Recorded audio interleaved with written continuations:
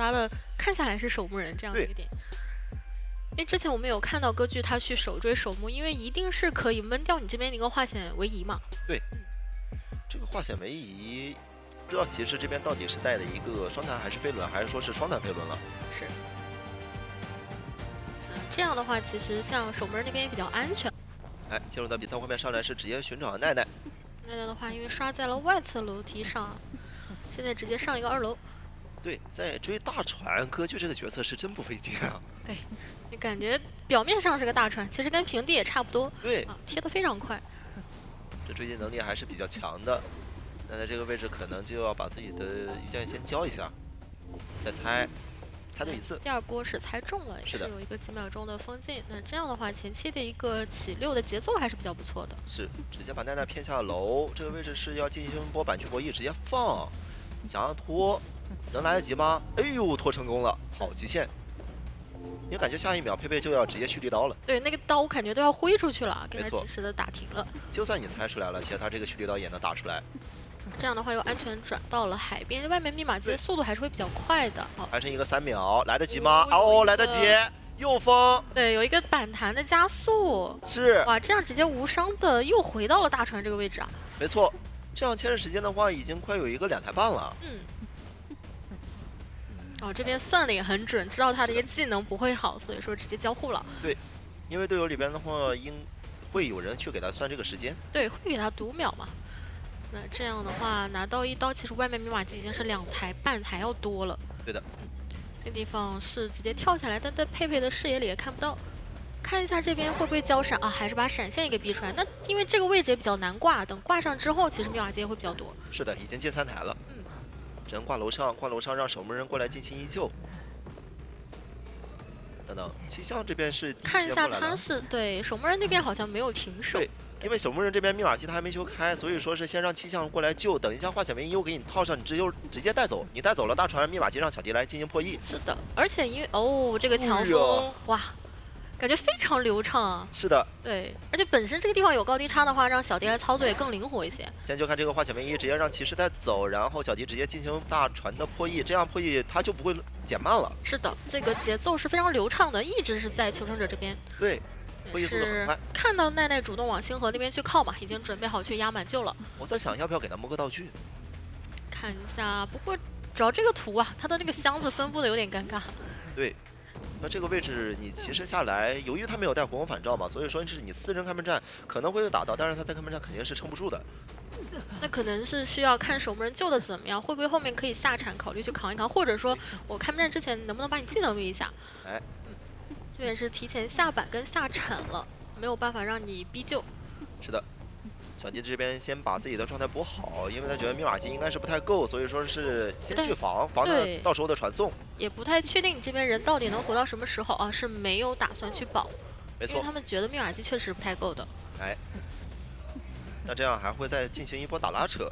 这个传送等一下把奈奈挂上黄昏之椅进行淘汰的时候，他这个传送应该会直接交到大船。那这样的话应该好也被冻下了一下。是的。守墓人现在必须要去起一台新的了，跟花瓷一起。然后小迪现在要接受这个压力了，这个传送一定是要逼出来监控者去使用的。一旦你要使用了，2个人再进行一波破译。那你看小迪那边其实是防得非常好的，就基本上在挂移动作开始的时候，他人就已经拉到下面的一个甲板了。是我们上帝视角其实都已经猜出来了，更别提他们这些求生者选手了，其实就已经知道你这个监控者肯定会去做出来下一波什么动作了。看一下这边不太敢交互啊，因为身位比较近。那气象屏的话，其实余量不是很多了，看一下他要不要去省一下这个道具。是的。外面密码机的话是花瓷一个人在破译。这个道具倒是可以省，但是自己的队友必须要提前贴过来了，因为小迪现在有点不太好撑。是，毕竟要拖一整台密码机嘛。但我们能看到星河其实已经在往这边贴了。这个道具就可以直接省，然后让星河过来救。星河现在自己手里的土也得省着。对，如果说是把自己的土给用了，到时候开门战你自己也会成为一个突破口。我可以不抓气象，我转头换抓你。是的，那这样的话，其实 MRC 的求生就保证了人均都开门战可以牵制，我手里是有道具的。没错。现在手里的传送佩佩是很想拖好的，因为只要他能把这个传送拖好，他就还有机会去争一波3抓。这边想去外侧楼梯拦一下，但星河已经到了船内的一个位置，密码机已经压好了。感觉佩佩还是想从外面上来。没错，现在佩佩最好的选择就是他就算过来就不要打，等什么呢？等自己的传送好，然后到时候再去抓。得看一下求生会不会给他这样的一个机会，因为还是要去卡这个半的。传送时间其实差不多好了，到时候下椅子看能不能直接打到针对。守门人这边是肯定针对不了了，只能站在这个气象。他要过半球，想打气象，因为他这边的话也是可以算是故意过半，因为你这边过半了，另一个人就不用赶到门了，我可以直接走地窖。因为应该奈奈刚刚倒到双11是有注意到那边那个地窖位置啊。是的。这里的话，即使你想抓一下守墓，但毕竟有个满铲，你还是比较难去处理。这个大门不太好开呀，开不了，他只能先去往小船，然后去博弈一下。也同时看一看星河这边能撑多久。对，这边的话要倒了。没办法，小迪这边第一时间不能去贴门吧？好像想直接去贴，因为他有一个3次女人，到时候我3次女人直接飞出门口。对，我大概到门的一个位置，就算你传过来，其实我有自保能力的。是。那看一下现在佩佩，毕竟守门他这个1挂直接传了大门。传的是一个大门，但他其实传小门也没多少说法。是的。气象这边自己手上是有道具的。因为毕竟这个人1挂，你只要第一视野里没有马上确定到人都在你脸上，你还是要去回来管一管。对，这个局面其实一个正常的平局局面吧。你后边以及自己的底牌吗？张皇底牌，然后自己再带个移形，或许还是说是，因为现在有很多的选项，你要是想要去贪，就会带个市场。说我们也看一下他们的这个阵容，他的化险为是让谁多去带一手啊？上来是直接可以先去往小木屋找一下神坠的调香。是的，但这个白象怎么感觉好像是有点想往小船去走呢？甚至要往中场去了。找李宝，找守墓人。李宝这边其实没有提前拉走的，他是在破译。哎呦，那这样的话其实已经上到了一颗这个球上的一个速度非常快。是，现在就差个粘土了。差个粘土，现在守墓人就有可能会受到一些伤害。先把板子全部盖，把自己的技能先使出来。看接下来这个双城惊喜的话，能不能直接把位置给他打出来了？打粘土没能击中，躲掉了。是，再布置一次，但很可惜放歪了。是他还是提前出了这个转盘的一个范围。没错，那这个板子还是得踩啊，不踩的话拿不到刀。是的。哦呦，这个移形用过来，那就是想拿刀之后直接开一阶。是，看能不能粘住，然后再次给到一次伤害了。是，这边转盘哇，直接拿到了第2刀了。是，还想再补，很可惜这一波没能补得上。那这样的话，其实也一直有意识用自己的焰火舞台去封一下刚刚守门的一个铲子。不过现在这个 CD 是好了的，李宝还能接受啊。等一下，这边的话是封住了，给烫出来了。是的。离的板子其实还是有点近，因为他第一时间没能想到他这个焰火。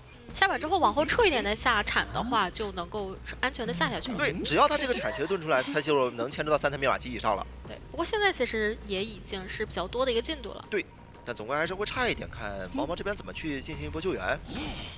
这个化险为其实是可以给，能不能变身成功呢？因为这个焰火一直在封，变身成功了。救下来，先保证自己的无伤。白鹿这边的话想再贪一次，看能不能把他的伤害直接给他打残。打到了这一波。对，现在只剩一个1/4的状态了。再抓李宝，直接一个空中飞人过来。这个土我没必要用，因为你就算用了，你也撑不出这个化险为的时间，或者说你刚好在化险为一结束的时候就要被击倒。是的。所以说看一下后面会不会说，如果调香过来的话，他在使用自己的这个道具啊。这个化险为夷是选择应该让他带走的，结果他又牵制回来了。小船密码机还是有点受限。包括说，其实像中场这台修的也不是特别舒服啊。对。这边已经是定到杨洋他的一个位置了。感觉好像是没有交流好他自己要倒的位置。要不然不会直接你说绕了一圈，然后又绕回来了小船这个位置，就导致这波救完之后，其实密码机会有点慢啊。没错，这里在补，火在这边不敢帮忙扛，就让守门人自己去找一个角落去待着倒地。对，但一直用焰火去封到他的一个技能，所以说他一直用不出来自己的一个铲子。没错。最后的话也是带走，这波是下铲带走，因为这样会更快一点。没办法争，现在求生者只能去想办法看能不能去争一个平局。现在移形也是好了。外面的话，像猫猫这边是比较危险，因为他的状态基本上贴脸就可能要倒啊。跟跟刚刚上一半场的情况下是一样的。现在你就是谁修最后一塔，他就一个技能就但是突进了通缉到了猫猫呀，刚刚是看到猫猫的一个位置，脸上是神坠的调香，是找神坠上了一波粘土，再给了个焰火回香，但这样焰火的话就是没给到。对，掉了一下这个 debuff， 但是现在的话，其实上球速度还是很快的。哎呦，一直在封，绕场谢幕，再给。那这边的一个区域一直是限制住他的一个技能了，没办法回来。对，不太敢回香，这样的话可能倒的会更快，所以说还是往远拉一点。差粘土，哎呦，好漂！这个砸板，这个盖真的是太漂亮了。这样的话其实他是能有机会牵制到密码机压好的，但是海测那台95的没有人去破译啊。是。这个移形也还在，接下来怎么进行牵制是个问题。那猫猫那台密码机是不太够的，杨洋过来救援，如果要先去修密码机，可能前面会吃到伤害啊。关键这个问题也很严重，他没有带火攻反照，你要敢过来救，他也可以去针对你打。而且他现在有移形，而且自己的技能现在也比较满的情况下，都是可以去争一个3抓局面的。那这边只能让猫猫贴过来救啊，看一能救下这边下来吗可以吗？救不了，因为主要是他状态变了他也有把流，对，状态太惨了。是的，你变了你也没有办法去撑吃住。了回光返照状态也不足以支撑让他来救这个人。那我是清楚的知道杨洋你的位置，你刚刚压了密码机啊。对，现在手上也有移形，如果说是耳鸣丢失的话，我移形可以直接去守卫小门。所以说现在逼的杨洋可能也得去救一下队友啊，但是那怎其实么救呢离椅子还是比较远。太远了，现在就差这个地个单兵方完成击倒。哎呦，这样的话，白鹿是直接在下半场完成了一波4抓，收下了5个小积分。这个5个小积分的话，在第一局直接是能完成一个7比2的分数。对，非常大的一个分差，感觉这把就是在于开门战的时候，那边是抓到了求生者这边，他整体天赋跟状态的，像杂技选一些安全点会比较好。这7个角色除了杂技啊，我都可以来得及回头是岸，对吧？对，我在技能的使用半路途中的时候，我可以再折返。还是一个公式化的抓法了，抓终点的人。抓鬼屋其实会有一点耽误时间，因为杂技这边我只要从鬼屋这边翻出来，我就可以往西边跑。2战到时候再一做，你如果不是带一个移形，那我就可以在终点这边去耽误到你20秒到30秒。好，直接去终点站杨洋的病患。是的，因为自己这边也是带了一个移形，到时候在终点这边也去很好进行追击。这个点的话，其实无论是对于监管还是求生，都是非常公式化的一个点位了。哎，再找。直接拉钩进入到2板一窗。是的，这板子可以先不踩，想要骗一骗。骗，但是杨洋的话也没有。哎呦，2骗！哎呦，哎呦，差一点点。天哪！这一刀其实也比较难打的震慑，但是他很有可能会打一个隔窗刀。对。这位置看能不能再去利用位置给他去架一架，自己的移形现在还有一个11秒就好了。不，前2个钩的话也是已经交的非常成功，都拉开了很安全的身位。对，现在还有第3个钩，看这个钩子能不能也能交得出来，直接预判的是属于。前面再进入到终点站的2块板，是把自己的一个板弹用出来，再转回刚刚的一个2板一窗。没错，直接翻，但现在还能敢翻吗？因为他也得担心你这个监护者带闪现。是的。哦，这边还是个慢翻。等等，自己的窗弹好像没能用得出来。对。哎呦，这个窗弹没用出来，来得及吗？哎呦，直接过板，这个地方卡住位置了。其实杨洋是觉得你过板空刀了，我可以回去把这个板下掉。对。但白鹿本体的一个位置确实把他给卡住了那个地方。哎呦，杨洋那波时间好可惜啊！他想卡一波窗弹，结果这个窗弹没能好。对。如果他能刚刚利用到这个窗弹的这个板缺，完全来得及，我先盖了，我不跟你进行博弈。就刚刚的话，迫使他只能去搏一搏这个板，我不敢直接下板。是。差这么一点点，那现在也是要看过来给这一波救援。猫猫的杂技演员贴过来了。对，同样的给个化险为夷，看往哪里倒吧，会不会直接往红马倒呢？也可以直接倒到帐篷的一个角，看一下他怎么样去选啊。因为他这个点位的话，好像是离狮子机这边会更近，所以说让他直接往红马倒，到时候再让大副过来卡一波进行2救。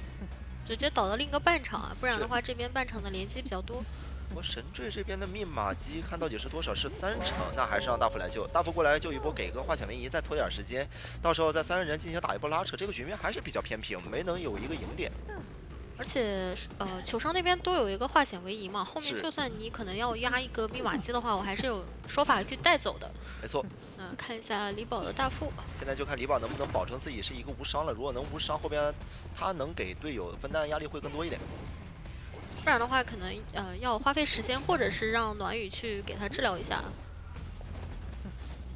哦，这边是还是得边后撤边前进啊，但第3段是没有还是打出来了。对，因为白鹿这边也急，我知道你肯定能稳修下来，那么我不如直接能快点把你逼救。对，万一只要打到那一刀嘛，你就一定要马上进行救援了。是。而且后边我再去找你或者杂技的一个节奏上，他局面还是有机会去争。这时候先看一下密码机的晃动，狮子机这边密码机是多少呢？好像是在70%，那好像破译不完，可以先挂上乙，到时候切人传送，但不知道能不能来得及，有点争分夺秒。如果说猫猫的密码机没能亮掉，他到时候传送我可以过去直接把你杂技给击倒，挂上狮子机，这局面他就有一个3抓。对，因为你本身就是一个半状态啊。对，猫猫这边不敢赌了，他觉得自己密码机可能来不及开完，所以说提前跑路。哦，白鹿那边也是看到你可能松手了，所以说我来这边压迫一下，因为大副这边也是一个半状态。但鬼屋这边也不轻倒啊。对。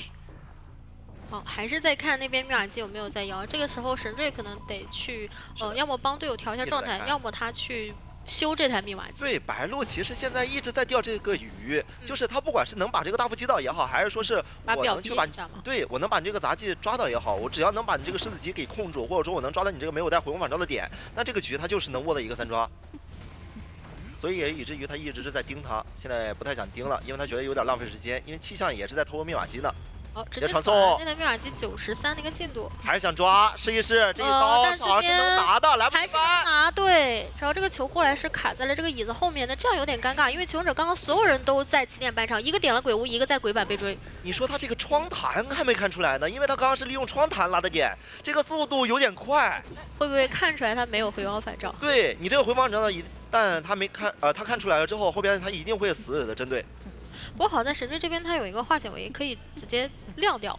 是啊，但是他被拦的一个位置有点靠外，亮掉你2个人不太好跑啊。是的，就2个人可能还在脸上，对，另外一个人救下来之后，他现在就是只需要针对这个气象，暂时先不抓这个杂技，因为你杂技在中间，你门开的慢啊，你24秒我不需要担心，我只要处理到你这个气象，而且现在气象还不太好救。对，气象这边好像都救不太了吧，他已经被拦住了。开机再来，大副也得过来。大副。哦，这边完成击倒，大副这边好像是在坐车，才坐到3站，找了一圈，看平面上都没看到大副的一个位置啊。这个怀表摇是能摇，但是他要一个人救2个人啊。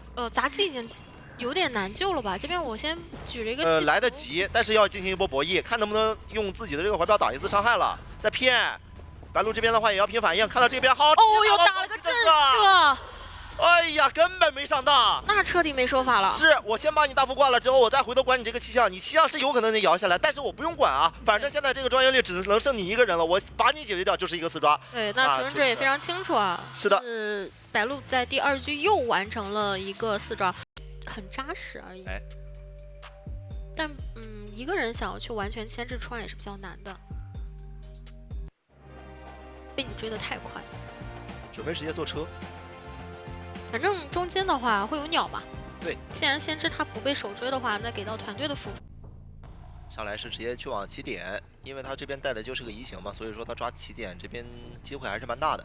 就不太怕你坐车。对，这边直接是上车了，因为前面也在蹲。是的，由于没能注意到嘛，所以说这个空中那个双重惊喜也是没能放置得了。对，因为前面还没有小迪他的一个视野呢。是的，自己的双重惊喜现在的话往前一架，上一波焰火。那你交不了枪，然后这边的话，交个枪是交个枪，但是自己的这波双弹由于没带，这个拉点能力好像不足啊。没事儿，我们可以拖飞轮的时间。是，这里还有10秒，飞轮就好了。这里有机会能撵。想再往车站那边去牵制一下。是，这车要做了的话，一定要先知帮忙看了。这个一定是要看了。一鸟在看了，但是这个一鸟取消了，知道这个监护者直接要换抓，是反应非常快啊！哎呦，他一看到这个手一歪，其实先知直接就把这个鸟收回了。觉得你歪的方向不太对啊，怎么先往桥上去歪？45度了开始，那这样先知看能不能去撑住一些时间，因为空军现在已经是跑到了一个3站的情况下，密码机第一时间破译不了。感觉是可以撑到的，因为现在他鸟的 CD 也好了，而且本身带的就是个双弹飞轮，等着你来追。双团飞轮这边拉点能力还是比较强的，同时自己这边一鸟也还在看这波。而且它吸鸟非常快啊，其实它第2只鸟已经要吸出来了。这个鸟套不出来，现在关键是。嗯。那绕场谢幕还没好，但是在等。就不套的话，就一直用红焰火去封它。是的，终于有机会把这个鸟给套出来了。你还是上不了其他的一个效果。没错。好，10秒之后还有一只鸟。不敢交互，交互不了。是的。但你看现在密码机那个进度的话，已经是3台半了。然后现在这个干冰没能上刀啊。对。2个分身都没有给到效果啊。那这个鸟还可以再交，再交。就卡这个位置，你要绕场谢幕才可以。没能交得出来，那就再拖。哇，密码机已经牵制到4台了。佩佩这个节奏现在是很难接受的，因为他没有带挽留，你只是带了一个张皇加底牌的，你后边的节奏你怎么保证住呢？是的。又来了，第3只鸟也吸出来了。是。天哪。想逼一下星河这边去救人。有点难拦。就算是双倒他也能接受。对。就是拦的话，我后面交护腕。是的，只要能救下来就可以。想再弹一个护腕，等等，这个位置由于双城经济还没好，所以说救下来还是能稳定的。就套化险为夷还是肯定，主要是佣兵能吃2刀嘛，不能出现意外，你不能就是说救不下来。救下来之后，佣兵把桥上密码机强行起掉，先把一鸟套出来一次，下一只一鸟再留着。打掉了，现在身上就差一个焰火效果，打到了红圈，但是要拉走星河那台密码机。等下到时候让空军来救就行了。小迪现在想要去摸一下道具，看能不能把这个道具补充一下。等等，桥上这边密码机没能亮掉，哎，这个失常就可以踹一下了。9啊，好可惜。是这个失常要踹吗？但是你要踹了，还是会救下来让他拉走，其实就行了。2个人到时候强行进行一波破译，没办法，这个失常是被逼的要踹了。对，那这边就有一个无伤救，也不管奈奈了，反正他自己是有鸟的。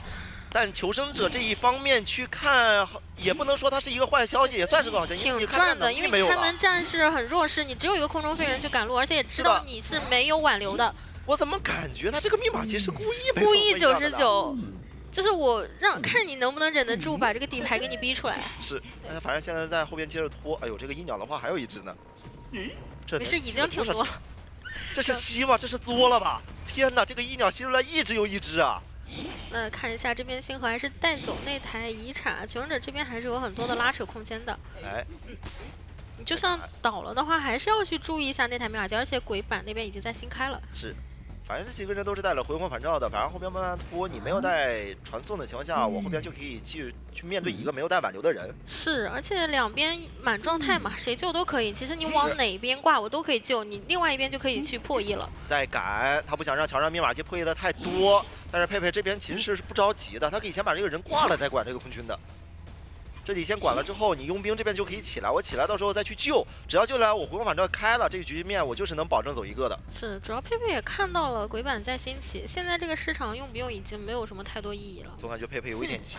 对，因为我就算踹了桥上的，我反而是让小迪给拉远身位了，我只能现在紧紧跟着他。他不应该把佣兵放在地上，他就得挂。你现在挂了，他再穿空军，你空军其实就会有点难受，因为外围密码机它不够。我觉得现在都可以直接亮了，他们不一定要救这个人。对对，因为只要走一个就可以了，而且主要星河那边是交了自愈嘛，他只要做到开门战，我一直给你个耳鸣，在你脸上去晃动一下就可以了。哎，那好了，直接亮的话还能保证他那个满状态，他是可以吃2刀的。没带挽留，这里佣兵弹一个护腕，直接过去给压力。我不管救不救吧，反正我就往椅子跑，就保证花瓷那边能点门。我只要能到了椅子旁边，我就能把你逼回来。那起点这边门你就没有办法拦住。是的。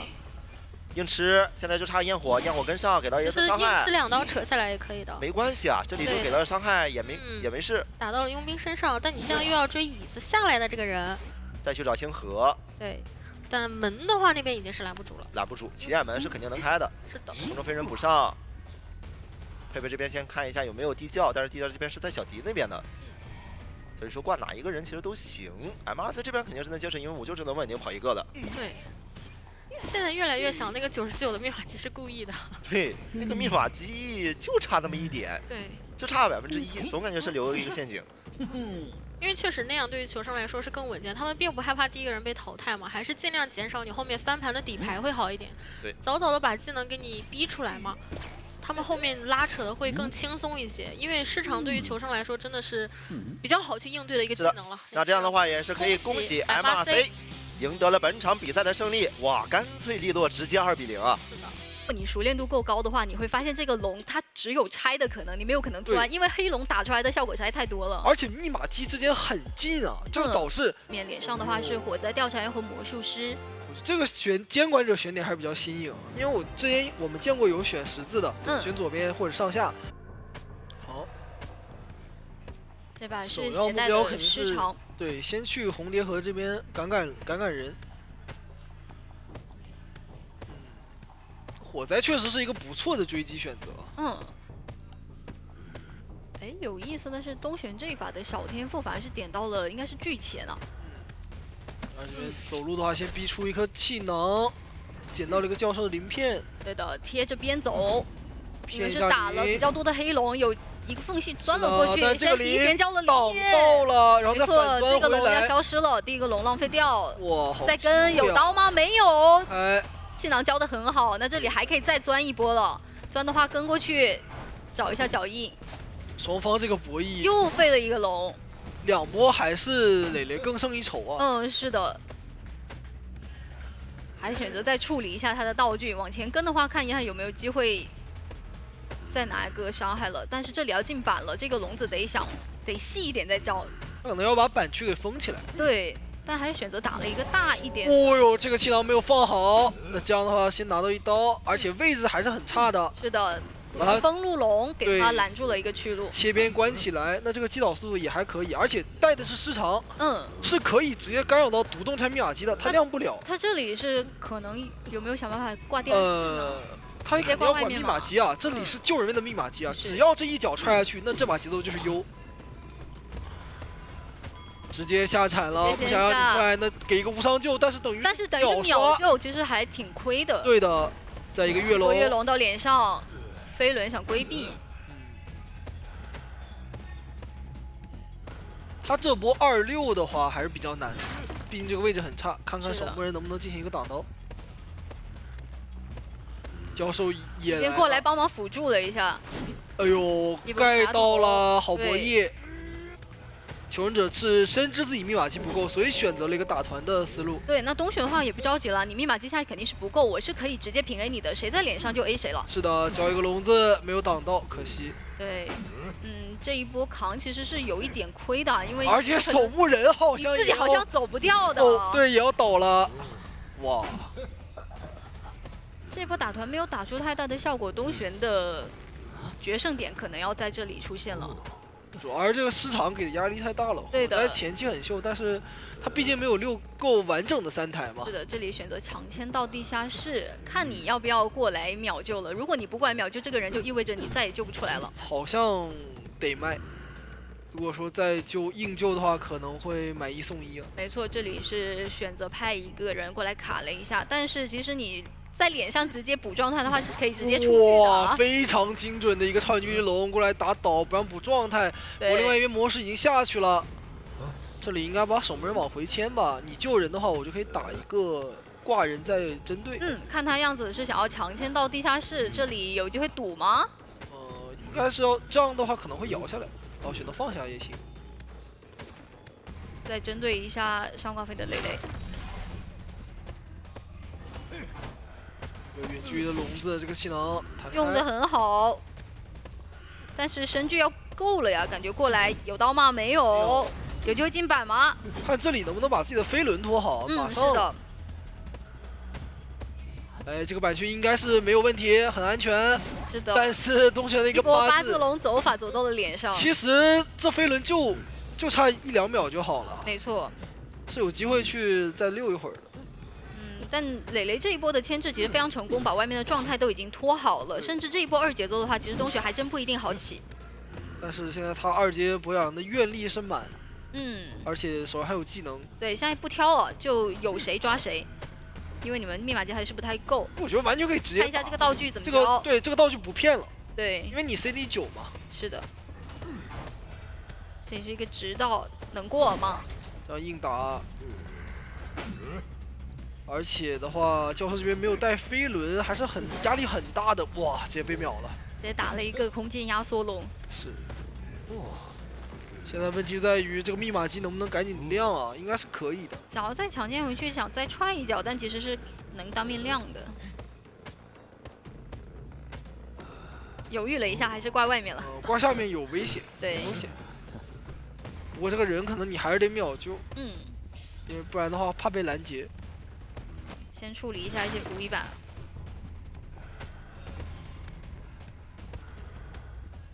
能不能说我考虑这波进行一个压满呢？如果说卡班的话，这个密码机会有点尴尬。哦，这一波博弈，其实刚才我感觉大家心都提起来了，就看一下这一把了。因为东玄他是一直处于一个优势博弈的，他哪怕不震慑的话，他也是不亏的。没错。但是他达到这个震慑的话，基本上就已经盖棺定论了。换凌云过来补救一下。这把求生者想要再去拉扯运营的话就很难。他其实这里打出来一个传送龙的话，刚才凌云钻过去，他其实可以把龙给拆掉。是。不过现在也是把人给掏下来，那看教授这边什么时候能去击倒了。是的。选择走一个八字。走八字，但是被拆掉了。对的。守墓人也交出了自己的自旗。东玄的话，这个板区其实对跛脚羊讲它比较复杂，这个板子还是得拆掉。他只要把板子破掉，盖一个贴边的笼子，让他没有位置去钻就可以了。是的。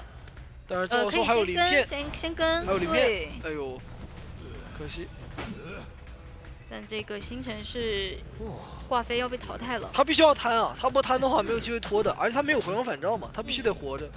那倒了的话，现在是2人的一个残局。没错。哦，要超远距离排人了。再把密码机踹，而且都有道具，还不能去说补一下道具补状态。跛脚羊的这个赶路能力确实是很强。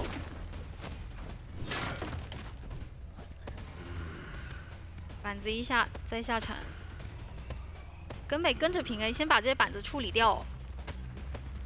他不着急嘛，这个时候他可以先攒一些阅历，等你这个道具消耗。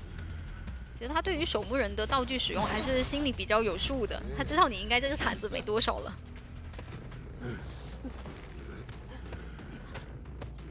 看一下是墓地的密码机在抖动，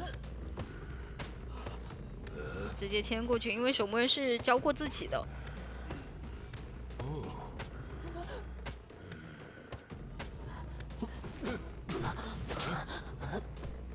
愿力来到了70点，耳鸣响起，其实大概也能锁定位置。就他知道人在墓地，因为他知道这个密码机他有在动的。对的。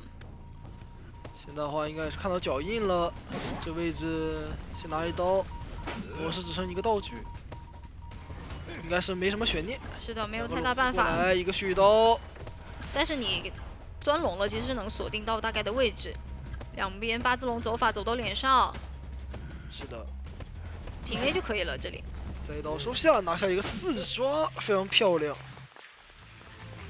然后我把强势的角色留一留，第2局里我想怎么摇怎么摇，我玩一个速闪，而且速闪的话，克制你的入殓师，克制你的冒险家。没错。但是追入殓了，也可以。哇，很期待啊！直接第1把就上速闪之魂。尤其这个版本的速闪之魂，它其实是有调整过的。但我觉得这个角色还是在，就不算是那种主流监管，它是可能是我选。直接开局捏散，是往入殓师的方向来，飞到入殓师边上，心跳起得很还是快，有一定距离，而且前面有一个双板区。选择直接不博弈，留一块板，但是我有快踩感，你已经要持刀了呀。打速闪的话，好像还是得跟他玩一下，博弈一下板区。没错，因为他这个点位其实没有很好，速闪还是比较容易把他往他想要的方向去逼迫的。这2个板子主要一踩你转不到下一个板嘛，所以只能是稍微玩一下。是的，那直接拉到了墓地的最里面，一波镇魂3到脸上，危险！还好砸到了。大龙还是很老练啊，这个位置如果说没有砸到的话，他是转不了点的。对的。一个背身续刀。想骗一下下抽刀，是的，只能跟着破了这个地方。闪现的话还有3秒的时间。大龙牵制的这个位置太难转点了。嗯，对，这波闪现应该没有太大的办法了。果断交。是的，虽然第一刀拿的还是比较快啊，但是把这个闪现吃出来了，那来救人的人其实压力就没那么大了。而且他自己其实是可以选择先反的。感觉应该是不救了他们。按照正常的一个保平思路来说的话，他应该想要么就自己先反了以后再回墓地再自己玩，然后保证外面的密码机先破开。毕竟外面有冒险家嘛。是的。然后入殓师就算倒得快一点也无伤大雅。对的，一波传散到脸上，应该是往外走的话，那应该想再救一波。他往哪儿走，基本上都是溜不了，有摇铃的。是。这把的话，入殓师的这个转点上来讲还是太难牵制了。对他刷的这个点位置不太好，上不了2楼，也进不了墓地里面。没错。挂在了 S 板的位置，看一下外面的3岁的移动啊，应该是有被看到的一波镇魂伞，看到了位置。这里是能去进行一个拦截，不过骑士的话，他毕竟可以去锁技能嘛。对。直接锁了一个平 A。这边续刀先交一个伞，两边再收，博弈全赢。看一下这边手乙能不能去木压一个震慑，想打预判。但这里想要摊一波双倒，直接摊到双倒了。这就是速伞，他其实开接了以后打这一波还是比较容易的。对的，但是被极限预测了一个风技能，不敢传过去了。对，稍微能够拖一点时间。大龙身上的话，弹射飞轮都还是在的。再一波传散到脸上，切成小白。星魂赶路这个位置的话，看进不了了。怎么说了？来，飞轮又规避，但是还是没办法呀。毕竟他有一个加速刀嘛，前后摇都更快一点。对的。这就是永明镇这张地图的问题啊，它其实板窗衔接不是很密集，它还是要从这个板区到另一个板区，你得经过很长的一段空地。是的，是的。这样的话，看能不能找到。一花在脸上，耳鸣给的很好，直接找到！哇，这就是速闪 buff 吗？玩速闪的就是不一样，感觉选这个角色感觉都不用找人了。是的，再有5秒的话，闪现又要好了，直接秒了冒险家，甚至不需要闪现啊。那这把多抓点来了，因为冒险家的密码机在他身上。只能派这个木偶师过来了。他身上有这个60的进度，谁敢捡这个树叶，今天谁就得死啊！木偶师得要提前摇。路易过来，是的，把树叶捡了，这边给一个摇，再拖一下时间，再逼他交一段，交2段，打震慑。还好是木偶师。那这个时候追着木偶师，绝对不能放他走。没错，这个树叶。感觉有机会交出来吗？先管一下，在3岁不让他交。是的，先把这里的密码机给管住。对，把这个压住。这里的话，直接一个闪现出刀，而且你是没有回光返照的。他完美预判到了这边骑士的一个猜测，不过木偶师把树叶给交了出来。那你想秒木偶师还是比较难的。好像这把走一个应该是问题不大。这一个抽刀，哎呀，可惜路易是刚好没有结束。没错。应该失去顶了一下，那边门已经开了。是的。这里的话，看能不能把这个3抓给争到啊。骑士已经没有自起了，而且他手上也是没有道具了，这里得快速击倒才能去拦。一个续刀击倒，这边还有一个飞伞的机会，能不能拦住？君少天的位置还是比较远的。但君少天选择一个回头到2楼的部分了，摇一个伞，这波肯定要传过去。但是好像看到了，直接露图了，我的天！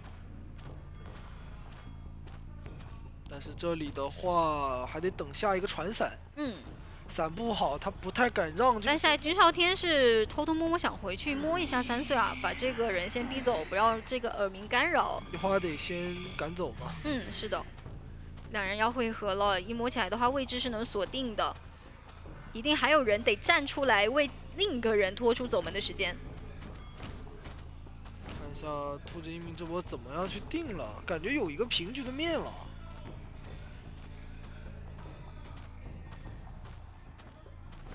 是3岁吗？这样的话，他把伞已经给了骑士，那另外一个那应该就是管不到了。对，管不了。因为这个时候你再去击倒骑士的话，木偶师应该已经能走到门口。是的。哦，已经出门了。虽然地窖是在脸上，但是其实没有走的资本。哇，这把确实，但是我觉得一般来讲救人位他会顶在外面嘛，对吧？我顶在一个边上，那我直接过来追你，你也没有什么双弹之类的。是的，有可能把你秒掉，再打一个手椅拦截的。没错。那你选出一个囚徒的话，其实大概率是在大方的人，我觉得直接追囚徒也行。也行，因为你开局如果你开局要连电，你这个点位刷的不好的话，我很有可能很快就晋升了。但是我觉得你追囚徒是有可能会被牵制起来，对。但你追守墓人的话，大概率他牵制不起。好的，直接是往3岁的方向来了，目标很明确。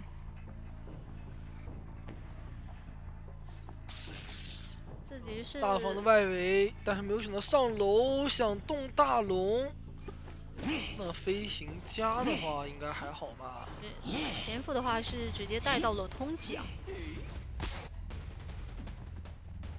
这边这个球是没有上的。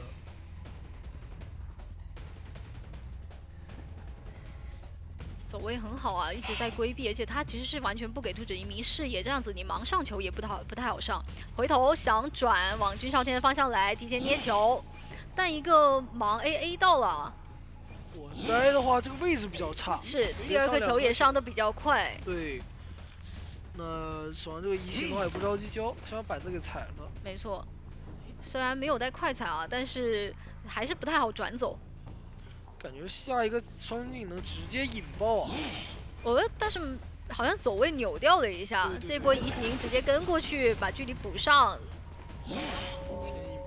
OK， 张狂一响来了，这一波是最难熬的，在空中飞过去秒了，秒得很快，而且还打了一个震慑。是的，这就是张狂喧嚣啊！再干扰到一花的一个密码机，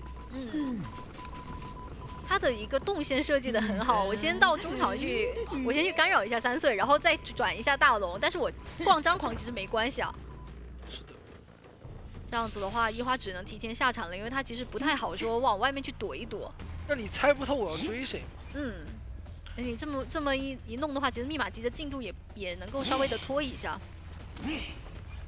不过的话，外面有一个囚徒，这边还是有一定压力的。是的，自己出产。哎，感觉可以弹双倒，怎么说？要弹到了，而且这边的话，火灾走不远。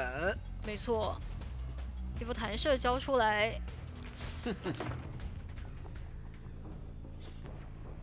想混水摸鱼往角落去，但是脚印还是能看到。对的。而且这边板子是用过了的，其实只能卡角落来了。是的，但是没有用啊。是。直接再把火灾挂上，这就已经是一个2挂了。这个飞行家得过来救人啊。这就是我们说的喧嚣开机了以后，他其实就突然变成了神，能够秒掉所有人。但大龙这波的话，其实应该不太会被拦截到，道具可以交。直接一波气囊加大喷，是无伤到脸上。这个话要交叠一下这个球，应该能顾上救，但是要摊一个，还要摊吗？状态还是想摊，再回头，但这波是没有单击遮蔽，脚印是能看到的，直接又摊一个双倒。对，这两天得撑啊。这里也没有什么好牵制的点嘛。空中飞人飞过来，这个单板玩一下。已经被上了2颗球了，空中飞人再跟进，还剩最后1颗。是的，转过来收走。对，好在外面的状态守墓人是调了起来的。密码机的话是还差最后的1台半。他一个移形刚好可以过去接这个节奏。对。哇，直接空中飞人到脸上很熟练啊这一波。但是大龙的道具还是有的，其实还可以再牵制一会儿。想出去找节奏，不跟你玩。密码齐了，是。一道大门，一花这个位置的话也是做好了牵制准备，直接下铲。是的。要不先处理一下这些有伏笔的东西。清一下道具嘛。反正我也要等你守门的铲子，不着急。想往3板的地方去带啊，还是有回头，以防你们想来偷这台密码机。3岁应该是得到了爆点，又赶回去了。本来他其实是想要过来破一下圣诞树这一台的。只能慢慢拉扯了，因为这边有一个横着的3连，是的，所以说可能要考虑修一下小门的3板。对，但樱花的道具是消耗完了，其实这一波兔子渔民就要来动它了。可以直接追了，哇，2段冲直接冲到脸上，没错，这里有一个交叠的一个球，感觉又是一个秒掉的一个节奏啊。是，这个位置的话也很难牵制了，再给一个让羡慕转一圈，怎么说？但空中飞人还没好。密码机的话，其实是就快够了。很遗憾没撑到，因为它是唯一一个有回光返照的，感觉这个得直接亮了。是，不太选择去直接亮，直接亮，对的的。OK， 那这里是有一个报幕的，看得到大龙的位置，直接往大龙方向来。另外一边直接点门嘛。你管任何一边的话，我保证能走一个。是的，很聪明的选择。那大龙这里甚至他还有道具可以再跟你玩一下，你一靠近我就先交道具，只能卖自己了。是。这道具交出来，感觉只能玩一下板，不过时间也已经是拖得很够了。交一个双弹射，往角落里面去躺，对门已经点开。对的。那这样的话也是兔子渔民先拿到一个3抓，还可以把队伍的一个劣势挽回。就看下半场队友这边能不能去保一个平局了。其实这也。求生者的话，这把要顶住压力，不要被4。那这个阵容的话，你很难去找到突破口吧，都比较难追。我杂技可以放外面，佣兵的话我可以顶压力。那3板的位置，他要直接抓小木屋了。那小木屋是一个杂技演员啊。那就先消耗道具了，然后等张狂来秒你。好的，进入别的画面，张狂挽留。那凌云已经做好了牵制的准备，这把东玄是的杂技还是可以去操作的，是的，先跳一个球，点的快彩会比较多一点，还点到了念旧癖。不过大家都是杂技嘛，看谁更厉害了。是，卡窗的话，那这里是可以等双手惊喜的。想了一下，还是再绕一下，不给你任何的身位。其实打学消就是怎么样，你球都是可以提前交的，你的道具尽量的早点交。对的。晚一点上球，上到了2颗，对，技能暂时被锁。是的。哎，这一波慢翻呀，坏了！哎呀，事情变得复杂起来。他想博弈的好一点，结果在一直卡墙的时候没有离墙有一段距离，刚好对，会有这样子的一个情况。进的时候给到了一个慢翻。是的。哎呀，这下不好了。也给到了东玄一个抓机会的时间点。这是意外收获呀，等于说是。本来我就想着先拿你一刀的，结果直接就秒掉了。而且这已经来到佣兵了，佣兵的护腕还被断了，这边直接是被打残。再有一个移形贴过来，感觉要双倒，而且还有震慑风险，能掏吗？还是掏了下来，但现在凌云的牵制压力也比较大，因为2阶是已经起来了的。1分半2阶的喧嚣呀！是的，这个球这样的话，这个位置好像还是要倒。天哪！主要是你这个阵容你是没有 OB 位的，就倒了就是倒了，得依靠大家自己的个人去牵制拖时间的。是，这里是不能够出任何意外的。那现在的话，密码机是完全不够。所以说还是那个黑化强3倍啊！这个喧嚣还是比杂技厉害一点。挂上之后的话，这波气象肯定还是得来，因为你这个时间是完全不够。是的。必须得开一个圈去拖一下时间。这个耳鸣应该能判断是佣兵给到，但是这里是偷偷摸摸过来了。上救了很好。是。这里是全新的板区，还能再博弈一下，但其实压力也是比较大，因为是已经2阶了。玩不了。你过来，连飞轮都没有来。对。但是身位还是绕到了一下。是的，这个飞轮落地的一个视角。拖一下。是的。转过来。给个红球，对面不想踩，封的还挺好，但没有打到，趁机往外绕了一点。第2段也躲了，漂亮。这波二次牵制还是牵制的比较成功的。这个红汤就是上不上。再转过来一个绕上芥末。减员的时候大概有个3台半吧。对，而且脸上这台遗产其实东玄是可以围绕着它来打的，不然你们的代价就是你得在外面多开。哎呦，一波砸头，你过来吃一板。那个选择空中飞人飞出来，直接硬追了。是的，在鸟必经之路上先放一个重重惊喜。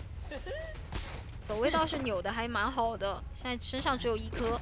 是的，但这个位置的话比较差。而且道具可能会被逼得比较快，得交。弹走。是的，石同学想一有波加速来到新的一个板区，但这里的话有机会交叠，小飞轮清掉。结果他一个球都没上上，是把飞轮给骗出来了。然后再打残，再飞到脸上，哇，压力非常大呀。只剩1颗了，等一波绕场谢幕也可以。是的，这个是要倒了。密码机的话，其实差的不多了，有机会。他们手上已经没有化形为一了，拖不了这个时间，而且东玄只要往外排的话，排到很有可能就救不下这个人。我觉得要不要去采用一个极端战术，就保证走一个了。就这个密码机，我们直接给它强开了，因为你万一这波被拦的话，你再去压机有风险。现在已经不是想压这件事情了，感觉狮子就有点无处躲避。对，他已经被拦了，对，他已经被拦住了。我觉得就不如说我这个人不救，就不救了。对。但他是一直往星辰的密码机方向来的，这个很近，必须要反着拉呀，保着星辰走门啊。对。2秒佣兵秒掉了，密码机得开，找一个角度。这边虽然有挽留，能冲吗？现在是能点门走的。移形是好了的。这个距离太远了，佣兵只要稍微拖一下就能走一个了。还能再撑的话，那就没法管门了。其实他如果秒倒的话，是有机会再管到那边的门的，因为是气象局在但很难嘛，因为毕竟那个回光返照的一个加速能让他去拉开一段距离。对的。而他最后的时候就是醒悟了，他当时前面的时候一直被拦到大门，对吧？最后的时候突然想一下，不行，我必须得走一个环节。是，然后又往大房来跑了，对。那这样的话也是拿下了一个 star。他怕的角色的话就是很难受，小丑的话是他这一把如果要赢的话，得看60秒前他第一格伤害能不能上到，因为一定要在闪现前拿到1格伤害才牵制你，但是我没有必要上来就硬牵制。主要是追谁呢？要不就直接锯守门人，把他铲子给锯掉，然后硬追。你像气象那种位置，在小房2楼的话，我张狂底牌闪现，看到了这些装具。往中场拉，看一下第一波的攻势了。不急啊，先捡一下零件。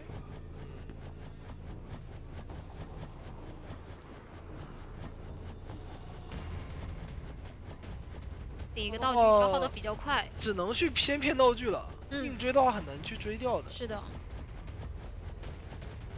虽然脚印就在脸上啊，但难道他要硬等这个魔术棒消失吗？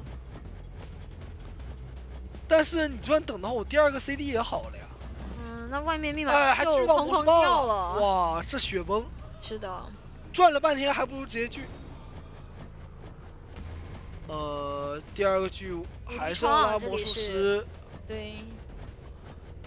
但是魔师牵制小丑还是太可惜。但是这一波有点小失误了。失误了。这个棒子放晚了。对。那这样的话有点说法了，因为闪现是已经好了的，魔术师是没有1个飞轮的，可以直接闪。想不博弈了，直接就闪过来，因为这一把是要抓节奏的。那密码机还是比较慢，因为他们怕小丑拉锯的话没有怎么修。而且有一个地下室要挂吗？直接挂外面了，想要起新的节奏。装一下零件。但小猪家第1台密码机马上要亮了。而且那边的3连应该是能破掉的，是的，问题不是很大。明明这个时候他也是比较急，他得往外去拦截一下。是的，他其实也有点不放心，万一是这个气象局家救人，看到一花的位置了，那就赶出来了。直接拉无限区出来，是的，把铲子一骗，再回头。但是看到了军少天的位置啊。小房他只要确定这个人在修的话，但是还是刮到了。甚至你会发现这个风是追着他跑的，他其实是有躲的。是的。那这一波无伤就非常的赚，没有一个。你是1阶无限距嘛，有点慢。对。那大龙手上的话还有1个魔术棒，直接板子里等你，双方的博弈时间。大家都很打明牌了，我知道你要从这里过来。贴着模型。哎呦，但撞墙了，嗯，是的。我没有关系啊。那这个板子还能再玩啊？难溜的。想抽刀，甚至玩了2下。但是感觉还是活不了。感觉要倒了。哎，但是自己是撞到了占位物。但是没关系，有刀。这波的牵制非常的成功。密码机的话，等于加起来只剩最后1台多一点点了。主要是现在的节奏很难去4抓。是的，守墓人还是有待回光返照的，这一波压得满一点。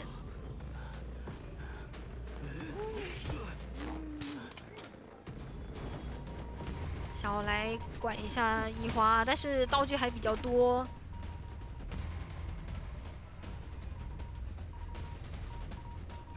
脸上这台是60的一个遗产。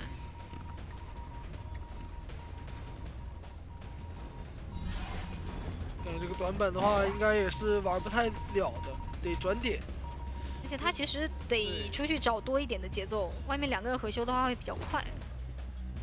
对于兔云敏来讲的话，现在肯定是要把守墓抓在这里，对吧？守一个遗产，哎，一个套路锯，漂亮。这里比较难躲，我直接切插眼，那就要出去管人了。其实外面的话，2个人感觉抢不太开吧？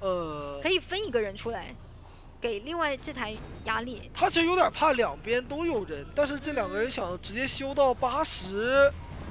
小家换位，然后去砸板，还要修吗？不修了，得走了，得走了。再吸，留1个人在这里给压力，然后另1个人去给另一台密码机压力。这个锯已经好了。是。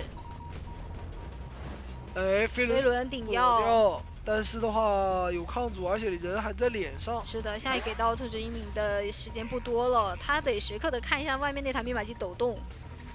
但其实脸上这台也已经是放不掉了，插眼，小失常一波。选择开刀，还得有上挂节奏啊！没有上挂节奏的话，这个雪球滚不下去的。是。哇，这个板子一直套路，但是他就是不翻，一个风吹，全部把它给打断掉了。虽然现在道具已经没有了，没关系，密码机是要够了。君少天是有回光返照的，感觉考虑直接亮啊。确定了有，早就已经确定了没有挽留。那这里的话，君少天就单人跟他玩就可以了，看这一波博弈。是的，一个反而锯，但是没有翻过去。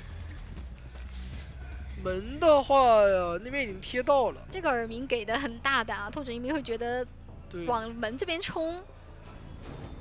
3岁的话有飞轮在。他是不怕你的呀，他对反正他有小说家。是的，还能在一边走一边吸隐喻。书也吸好了。是。感觉目前来讲是一个平局。守门那边门是肯定开完了。哎呦，站板子里压迫了。压力很大，自己先断了局。没办法，不然站板子里的话更难受。是，那金小学家交出了自己位置，虽然能锁定，但看一下兔子一鸣要怎么去抉择。好像有一丝3跑面。想要去打金小学家的一个拦截，知道你想要往这边走，因为另一边门没有开，这个板子怎么说？砸到下板，但是还在博弈，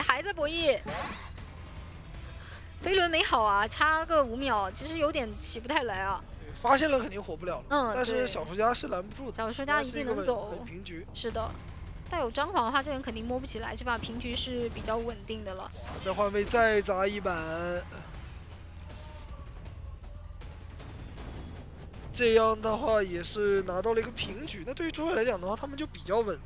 很能接受，很能接受。因为他们平局的话，就算那边4跑的话，也只是一个加赛。而监管只需要留1个就赢了。是画家要么一个小说家就去硬控，那你兴奋是不够用的，你兴奋也很有可能还会交空。但是我这个原生信徒被控了，我还有寄生信徒。哎，对，忙得过来了，突然就忙得过来了。那这个女巫选的直接选到库蒂小丑脸上，远端是小说家，左边右边记者以及画家，那就开追了。感觉这个阵容可以直接试着追一下。我的中场出生往记者的方向拉点，但星辰的这个位置是没有密码机的，外面倒是可以密码机掉得快一点。意识到了，看一下这个点位要怎么说。一直回头想看一下原生信徒的方向，但是自己可能会被架在这个板子里面。抓记者的话，记者这个牵制压力确实很大。嗯，直接是的，选择放狗直接放狗了，不不跟你博弈。哎呦，这样的话选择往寄生方向贴，但是这个刀是肯定要吃了。是，这里的话有机会啊寄生把板子踩板翻出来。看能卡掉吗？感觉这个板子下不了了呀，是这样的话，我还有一个本体放狗秒的一个说法。对的。而且寄生离得还比较远哦，等一甚至等。在等寄生上来。对的，这样的话，我一个上下的包夹，你不敢跳下来，但是你上面呢又会被打，嗯，看能不能看这一波用个秒放压了。对，但已经到尽头了。哎呦，在骗，跳下去，但是这样上面的走到了也下来原生的脸上，天，这刀规避不掉了。真是哪儿都去不了，对吧？是的，好在是其实密码机进度倒是蛮多的，得看有没有办法，就是把东玄一直困在这里，不要让他出去占密码机，尽量不多开。确实，这一波的话，最好是能给记者一个26。对，耳鸣给的很好，东玄没有发现人的位置。但是还是看到了，嗯，也还细节的占空地去防一个炸救，是的，拿一刀，然后给一个，给到了比较充减速足的一个26空间。但是有本有本体狗，狗，这里板子多啊，但是位置也比较近，其实是有点难卡的。你翻过来就直接到原生脸上。拿娃帮自己卡板，对，还是有点活不了，是直接切闪了，完全不给你26的一个机会。没错。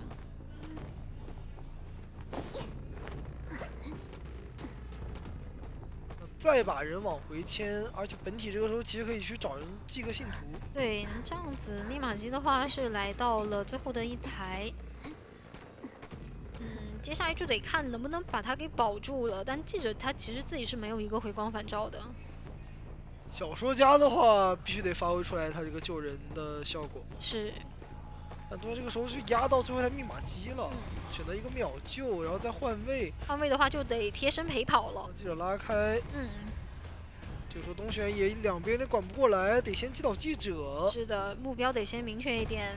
磊磊这边也要，哎呦，可帮忙了惜这个娃没放出来。他们两个人都帮不了啊，对，这里只有这个就是很哭丑能帮。很尴尬。那哭丑在另外一边。他其实自己有点自身难保的。那这样的话挂飞了记者，看一下求者这边能不能去争一个3跑吧。嗯，再回来管一下半状态的狮子。哦，而且这台密码机肯定是要站住的。这个时候他寄生好，如果说寄生没好的话，是有机会抢亮的。嗯。那外面得立刻新修，看一下狮子能够撑到什么程度。不过底牌已经切过了嘛。对，哎呦，可惜但没办法这波如果这里是送寄生会好一点。是，但没办法，这里双包夹。感觉是两种吧，要么我是交道具，因为对另外一边密码机比较少，然后不然的话我就送寄生，不给梦之女巫一个原生空档的说法。是的，这里甚至可以出来打一波拦截。但其实拦截的位置会比较远啊。而且画家有画呀。对，他可能得要么先交画，要么就是这个飞轮得先交。还是拦住了。哦，交画了。但是他东玄不看。是的，而且你这个位置比较空旷，你往哪里走我都是知道的，淘汰进度会比较多了。现在。因为现在是整个一个背着出刀，对然后，得压满了。画家也很尴尬，他看到这个信徒一直出刀，他也过不去。只能做新的画。哎，我用寄生信徒去吃画，然后再用原生去打，这样的一个拦截，2幅画硬救。但脸上两个人都是有回光返照的，一波隔窗刀，但是能起身拉走啊，互秀啊。对，狮子还是有2个火箭的，但东玄自己的闪现是又转好了的，再找一个人，想先管一下门了。双线操作，50的密码机开不了啊。反正两边先拉扯着呗。对但女巫这边的话，她这个闪现已经好了，所以说熊者还是非常危险。是的，磊磊这边的门也是到70开不哎呦了，直接闪闪现了。那另外一边的门，现在人的位置有点尴尬呀。并不能完全解放出来，其实不太敢。对你这个门被压住了，但是我人已经上挂了，那是可以争多抓的。地窖的点位也是被知道，你现在是没法就是说走跑一个的那种打法。他基本是锁定了3个人的位置。对。只能先拖一下挽留了感觉。是的，那这个画家就等于是白白座椅，你们做不了任何事情。而且他大门的这个信徒还是有闪现的。对。就现在的情况是不是求生者靠道具就能化解的，比较尴尬了。另外一边的话，小家也是绕了过来，苦丑这个位置没有办法被卡在里面。那画家的话，能不能去做过这个挽留呢？好像有点极限啊。有点难。哎，想要出动吗？这里想要但是冲过来把门给点开，这有种闪现，飞轮也摁不出来。似曾相识的位置。是的，想借这个擦刀时间来把画家给放下来。冲过来，但是画家的飞轮也没好，还是倒了，两个人没有一起飞走。是。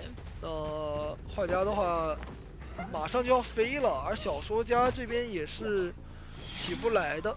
对，但现在挽留倒是没有了，有没有机会走一个？对。苦丑这边要不直接去地窖吧？点门的话还真不一定能走。你毕竟现在是个满状态，我觉得拖挽留蹲地窖可能走的概率会更高一点。不过门也是点开了的。是，那还好，门点开了就还好。是的，是的。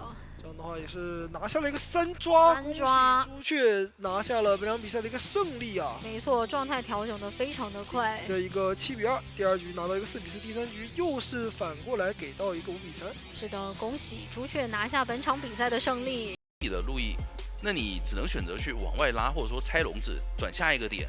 那这种时候，他就可以在没有围笼的情况下去平地拿你的刀。我拿一刀我是赚的，因为你就等于说没法去抵消伤害了。对。看一下有点压力，上来应该会直接冲着这个入殓师去了。还好是牵制上面的点位倒是还可以接受，但是贴近身位会有点快。没错，对于穷子来讲，入殓师被追，也奔着白子的入殓师去了。白子这边选择往苞米地方向先转，想苟一下脚印，但是已经被发现了，熟练度非常的高。翻窗以后跟砖，继续跟砖。连续2波跟砖，前面是的，过来有机会。哎呀，围笼要掉了，差一点点。这围笼要掉了。这一波白子绕了几波，绕得很好啊，没有给到出刀的机会。先把灵柩放了出来，但是这个龙刚好卡在了小船的边缘，钻不过去。其实刚才白子如果不钻过来的话，年景感觉还要得走很久才能再传过去的。对，就感觉年景的话，其实他第一时间是有点丢失白子的视野了。对，那现在得等到下一个围笼，看一下这一波能不能处理掉吧。白子这边是有飞轮的，直接走，但是这一波飞轮没有交出来。那击倒的速度还是挺快的。本技能其实也没有吃出来。你这一波的话，挂上灵柩也是在脸上的。是的。看下穷者这一波要不要选择反生呢？莫尔斯就在小木屋，他的位置很近。还是选择了直接反生，然后解放中场救人位的那台，让他先修完，然后下一波再过来压满卡着。是的。但大副的一个位置好像是在大门啊，他修的是船下的。那如果说等到他破1过来再救第2波的话，也是差不多来得及。看一下，这波其实压力也不是很大，毕竟你修的是中场的那个密码机嘛。对，在中场的话，不过他还是提前过来了，有点怕被拦住。这个点位，提前过来可以稍微卡一下。不过毕竟是吴景春啊，第4台、第5台密码机肯定是不够的。是，而且中场那台反生了一波，还是没能够拖开。现在的话就是看一下年景那边排大副的一个时间了。先交表。那这里要利用自己的这个隐身状态去牵制一会儿，再卡一下淘汰进度条。是的，先碰了一下，救完人，再由第3段防止双倒。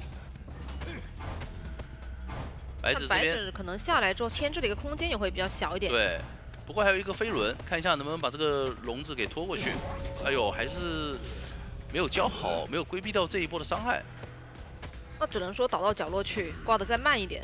没错，然后赶紧把中场的那台修开，修开之后就看一下第4、第5台怎么去续节奏了。是的，毕竟你第一波技能是没吃出来的，现在底牌也在手。大幅利用这个时间把中场给破译开，这就是我们前面说的一个好处啊。求生者只需要救一波，然后让陆炼是自己反生一波，年景直接切传送，来到了大船，找到大了在船的话的调香师。是调香师哦，调香师可能这个点位有点不太好追。是的，这边的地形比较适合调香师的一个走位啊。哎，落地下室地下室去了，没错，然后再转回去，再转回去以后，那边一个回溯，还是在地下往地下室走，想拖出自己的下一瓶香水，但是这边还要5秒钟啊。但是我们可以看到外面已经在兴起密码机了，再来一个围龙，哦，年景的这个龙的熟练度很高哦哦。那这里还可以把人挂地下室啊？那你挂地下室跛脚羊的人，你想怎么救呢？对，只能说你要不就直接贴下来，要不你就不太考虑，有点难救了。没错，只要站在楼梯上，他来个正反双龙，其实对求生者来讲救援压力是非常大的。是的，加上你现在大副配的是少的那台密码机，那你楼上是卡着一个木偶师，你还得再去卡一下你密码机的一个进度，年景还可以去排你。是的，这边有年景现在已经是上了2楼去排了，非常自信，还会往前走吗？还在往前走，看到找到了陈某人。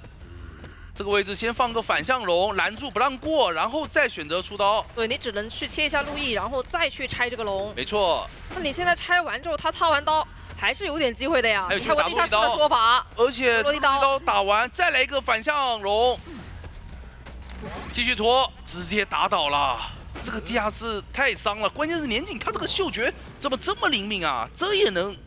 对他直接就这上了2楼也敢，而且他排的很干净。对，左边排完他要去右边排，不是说瞄一眼我就赶紧下来，怕你他去偷。是正常来讲，就是我们这个地下室他会担心有没有人从船下这个洞偷偷的躲在那边摸进来，他是直奔主线，往楼上去看了。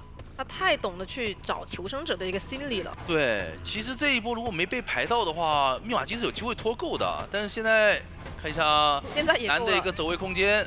但影响不是很大，没错，因为地下室还躺着个木偶师。是的，直接打进一个失乐园状态，最终完成了一把4抓，还是有点没想到。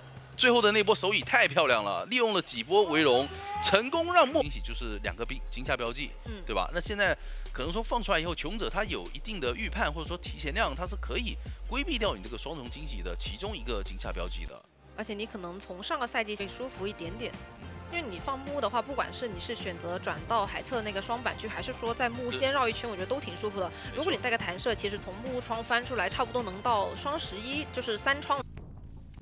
直接选择去小船方向找小铁，小铁的魔术师也是提前在3窗这么一个位置等着。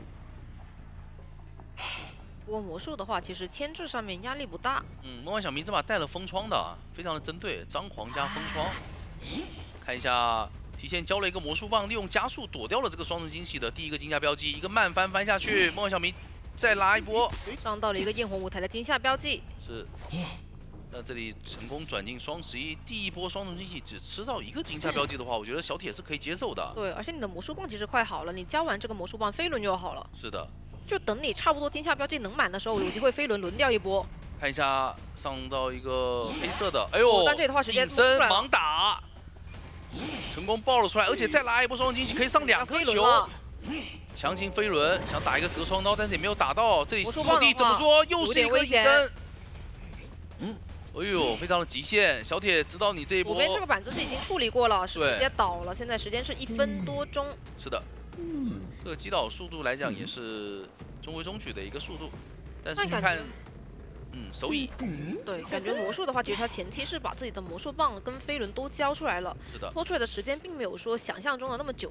没错，可以看到守门人还在大门那边进行一个破译啊，并没有动起来，因为他本身是被通缉的，如果提前去的话也会被拦，所以他干脆就猫在原地，给你一点震慑，让你会不会觉得哎边上有人去偷了？对，但这么打的话，其实就是要等到你说你这个守墓人能熬到另外2个队友要修完，然后撒手了之后，给他压回来的这个压力才行，没错不然，你守墓人自己是扛不了压的。是的，不过梦幻小明这边感觉是有点就防范过头了，所以因为刚刚没有说摊到守墓人的什么节奏。对，因为小木屋那边已经开了嘛，他根据时间来算，感觉这个小木屋的求生者也快跑到魔术师脸上了。这边是来了一波2人一起救援，那这样的话可以是原地去修一下双11这边的密码机，是的，然后让魔术师导远。看一下守墓人的这个走位，吴昕还在躲，但最终也是给到了一点伤害。不过为了拿出吴昕这一波伤害，看一下球还可以再补上吗？可以成功补上了粘土台的惊吓标记。不过对于梦幻小迷来讲，他这个天赋是比较注重快速击倒的，因为他带了一手风窗嘛。这可能说在后期一个移形管不住2个门，也没有挽留的情况下，会比较难打一点。我还是通缉到了半状态的守墓人。是的，我脸上阿策是直接在破译双11了，非常大胆。这边已经板子基本上都被用完了，所以这里是不太有牵制的空间的。后面2个板子的话有点难去玩太久的时间。飞轮直接冲出了第一波双重惊喜的范围，想躲，但是这个位置双重惊喜再拉过来也没有上到第3颗球。现在求生者最后一台密码机是在双11有40%的一个进度。哇，隔双刀，非常的极限，还是打到了。这波的话，阿策可能要考虑自己去反一波了。是的。反生，然后梦幻小迷可能会考虑直接追双11这边的一个守墓人了。是的，3台密码机，大船1台，中场1台，以及双111台。就直接是先把这个入殓师的灵柩逼掉就行。是的，不一定要去深追这个入殓师。哎，但这几台密码机没人修就行。双重惊喜是探查到了守墓人的一个位置，那现在吴昕得带走，让卡梦那边去找机会补双11的密码机。是选择了在中场再去修1台。是。看一下，直接下铲，那应该是能够稍微拖一会儿了。是，那这样的话，吴昕其实是要保证自己倒的不要离中场或者是说双11的那台太近。对，但是他倒到了到了大门这个地方来牵制的话，中场这台其实是可以不要的，对吧？他得两边关键同时给一点压力，不能说把全部的密码机都压在同一台进度。是的，我觉得关键还是双11跟大船比较好拉扯吧。对，这里卡梦被上了双球，第3颗逼出了路易。那回头想要去再找一下阿策。是的，因为中场跟双11实在是太近了，你如果说都修的话，其实是容易2台一起被干扰的。现在可能得考虑要不要大船跟双11去进行一个拉扯，还是选择再去破一下中场的密码机。其实这个的话，感觉也是考虑到说他们救人的方便。就你中场的话，小跟双11这2台打拉扯倒了的话来的也快，但是大船的话，你可能跑图就有点慢。这波阿策也是成功从双11带走，来到了3板这么一个3窗这么一个位置。双惊喜，飞轮顶掉，非常的秀。现在密码机的话已经很多了。那这里只要保证，只要同时被上双球，看一下能不能再拖一会儿时间。密码机快压好了。但入殓这边是没有带回光返照的。是的，那就看求生者要不要直接开了。直接开了以后，一个去开门，另外一个人卡在中场，直接送给你。不过卡梦还是选择过来再救一波，因为他带了化险为夷，想用化险为夷来拖这个开门战的时间。是的，想要去用化险为夷拖掉这个没有回光返照的问题。没错，直接打倒，直接救。通电以后给上一个化险为夷，卡梦被打出了红圈。那卡梦就直接顶着去点这个小门就行了，对，然后无心去点大门，怎么都能走一个。没错，你这个移形的距离肯定是够不上的。就是你如果说把入殓师打完，然后你再挂他，那么不管哪个门，另外一边他都是有机会能够开掉的。而且顶多也只能去完成一个3抓了，毕竟手上是一个移形而不是传送嘛。小门开了77，这里梦幻小迷选择把人挂到了木屋，然后再去捡卡梦。还是想看一下附近会不会有人。卡梦起多，这个移形的话，感觉有机会起来点门了呀。对他这一波在想的是守墓人会过来吗？但是不太应该啊。不是守墓人过来干嘛呢？但是。对啊。因为他是在门口附近的角色。如果说你在2战追别人，对吧？他可能说起点那个人他是可以开车走的，那所以他最好的一个选点可能说就是在双窗活木马那个位置。冒险是选在了双窗啊，那这个点位其实有机会能够逮到这个冒险家的，对那去不去吧？但这个点的话，其实有个非常舒服的蹲点，就是监管者很少去排的，哎在那个小技狮子巧楼那台密码机旁边的那个柜子附近，就那个墙体是监管者。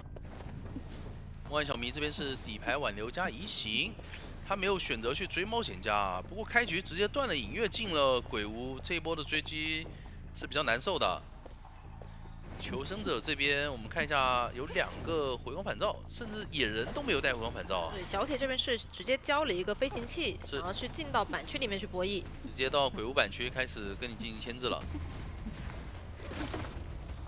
直接踩板想要进到下一个板区而，且又断了一波隐喻啊，这他可以冲起点站去了呀。对开局的2个隐月都有很大的失误啊，这也升空是直接交一个悬停再过去，我找到了卡梦这个位置，那现在可以把这个车留给卡梦了，砸头，然后再稍微吸一下自己的技能。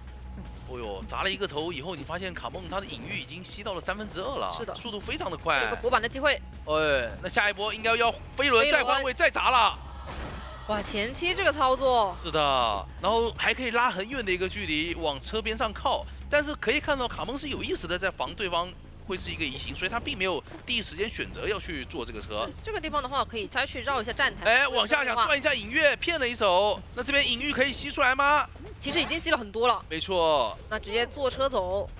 但是这一波梦幻小迷的移形是防到了不，，他不好直接交，他觉得有可能开了车灯对对会到3站，所以他得看一眼。因为但这个正常的话距离感觉这个想可以交了法肯定会是把这个站台给他点过来。是的，这个距离是可以交的了。交过去以后，看一下强行过板能吸出来分，析一下，又一波然后再换位。搏，再搏一下啊，这里搏不到了。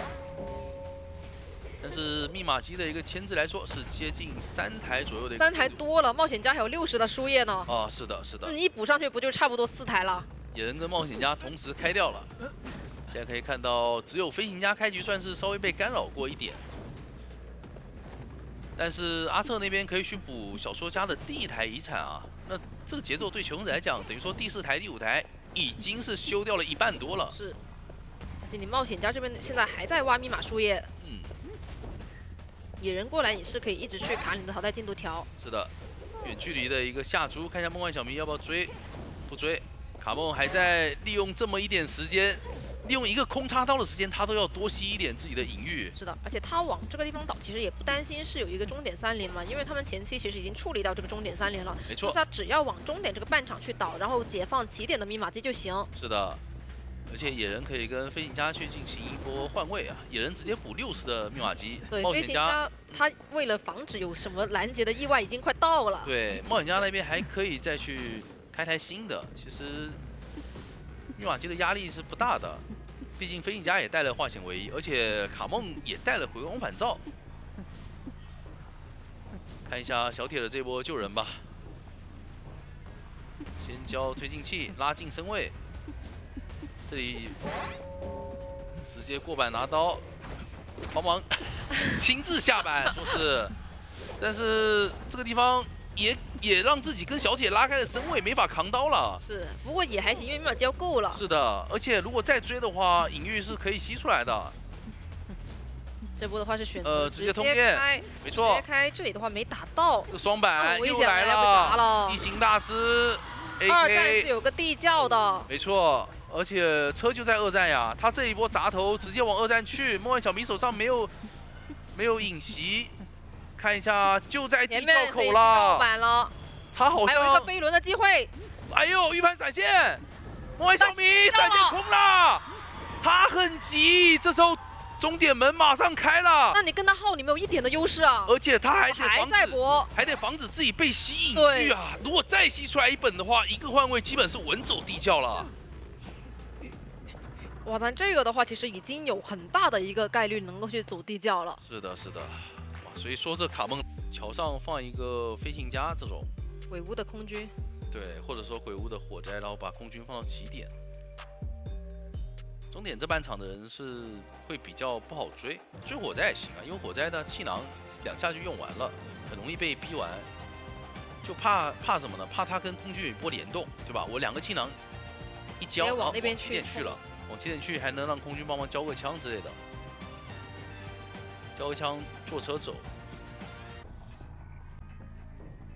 直接选择朝着鬼屋去，那没有去管火灾啊，进鬼屋追飞行家，看一下，飞行家已经上楼了，所以承载应该是一个慢翻的下去，也没有选择去鬼板牵制啊，选择往左边继续绕鬼屋绕一圈。对，而且他绕的是外圈，嗯，没有选择去绕内圈。空军那边没有破译，他从起点是因为密码机可能被封了，所以他。 可能要去2站去帮忙开个车灯，这里再卡一下狩猎本能，前面有机会上一颗球，没上到，上不到，是的，但是补了一下，补得非常快，在承载落地以后上到了一个球，那这个点位对承载来讲是有机会悬停直接上车的，是的。不过他的话已经在修2站底下那台密码机了，对，悬停升空3段，哎，不过这3段好像没有。 笔直的飞啊，所以没有上到站台，要被上惊吓标记了。哎呦，一个飞轮顶的非常漂亮，直接交移形。但这个地方，不过站台哪怕开了，他也可以跟着走，是，直接跟着，甚至是先上了一颗球。承载这一波飞轮顶的非常漂亮啊，成功的清空了身上的惊吓标记。这里下来先骗一手。 哦呦，一个双惊喜引爆，那应该会再拉一下，看一下能不能机会上双球。承载也不跟你卡板，一个空中飞人跳过来拉到脸上，还差一个干冰舞台惊吓标记，直接打倒了。他这个贴人是贴得很紧啊，他有了身位之后，其实他上惊吓标记的速度是非常快的。对他交了一个空中飞人来拉近身位，这样的话让你没有办法去贴一些障碍物。但其实穷者这把的密码机也是修了很多啊，因为开局就在破译，已经有2台半了。 白子一个回身的强风，拉开了一定的距离，这有机会可以无伤救的，但是还想再拖一下淘汰进度。但这样拖的话，感觉有机会受伤了。是的，要不要追呢？又是一个强风，拉开距离。强风的话，可能就得去先追一下承载了。没错。又一个双惊吓标记。是，然后承载强行带离终点半场。 这个地方的话，空军可以过来帮一下。对，下一波空军这把枪是有可能来拖很久的密码机的，因为它其实慢的是空军开局去跑图的这台2站的密码机嘛。是。那你现在倒到这个地方的话，更多的是考虑外面去修，然后空军压过来。那就看一下年景这边已经通缉到了空军啊，这个节奏还挺舒服的，也是直接选择交枪。双惊喜的第1段是拿不到惊吓标记了，再翻回去。 不过南手上，哎呦，一个飞轮想清空没躲掉，怎么说？但这样的话，飞行家不好撑时间啊。是的，先打一个双倒，密码机最后一台是只有40%。12场谢幕直接击倒。啊，飞轮也没有交出来。飞行家挂飞，空军是倒地的。对于年景来说，还有增多的机会。是的，他们是选择了赶紧把其中1台先修开，因为这2台密码机其实是在旁边的2台。是的。 就如果说你空军先交枪再救人的话，没有化险为夷，子上下人这个人基本上是会被秒掉的。对，就帮不了什么。嗯。而且那密码机不够，必须得用这把枪来拖时间。如果想要去打4人开门战的话。是的。哦呦，又是一个双，熟练度太高了。绕场谢幕刚交完，这里陈某人想反走，但是年景他再拉一个双重惊喜，直接把人秒了。是的。暖雨好像还回不上，只有40多。差的还是有点多。对。 这里暖雨暴露了自己的位置，有点难受了。空军是明牌交掉了绝处逢生的，因为我知道你气枪的位置，对吧？你空军一定是交过绝处逢生的。我现在把人一挂，你现在倒地一个，半状态一个，人救不了，这把年景又要奔着4抓去了。密码机又不够。是的。那现在的话，火灾刚刚起来，他可以直接冲着刚刚那个方向去就行了。嗯，火灾也是交过绝处逢生的，这一波年景只要随便打倒一个人。 防了一波，勇者就很难受了。看一下，一会儿发现密码机抖了，他就走了。对，而且他主要是看一下桥上那边会不会靠过来，没有的话继续往前走，马上要冒乌鸦了。啊，不是，马上冒耳鸣了，说错了。这里一个双惊喜指到了火灾的一个位置。这里还有一波空中飞人，是的。但是火灾飞轮还没好，要倒了都。直接打倒。看一下，先举起来，发现那边还在密码机还在抖动。看一下要不要放吧，应该会考虑放下来的。但这一波我觉得可以直接挂，哎，直接就挂了，不要有什么任何的意外，因为他这把只要保平就行了嘛。不要留伏笔嘛。对对对，但其你实空军其实能跑的一个方向不太多，你起点站的车都已经做过了。是的，是的，车已经到3站了。嗯这边双惊喜指了一下排尔明，排到了鬼屋方向。那这一波，空军也是躲到了地下室啊。就看年景这一波应该能不能察觉到一个移形，直接移鬼屋里面，再指一手。先排一圈鬼屋外面，没错，没有的话就要进鬼屋里面排了。是的。鬼屋外面没看到的话，那他应该能够意识到。就是看他先排2楼还是先排地下室。对。再指一下，哎，那这波应该排出来了。是的，因为它指向后面的话是不会有2楼的嘛，2楼是在它的前方。那这里南交了一个护腕，还有一个飞轮的说法。看一下地窖的位置是同样的一个位置啊，但是双重惊喜好了以后，能躲掉吗？能用飞轮？但是有点难啊，这被沉默了，交出了飞轮哎，但是也没有成功清空身上的金叉标记。年景拿下2把4抓，上来的话直接是2把4抓，然后求胜者那边也是发力的，刚刚那就是一个3跑。那也是恭喜加战队获得了本场比赛的胜利。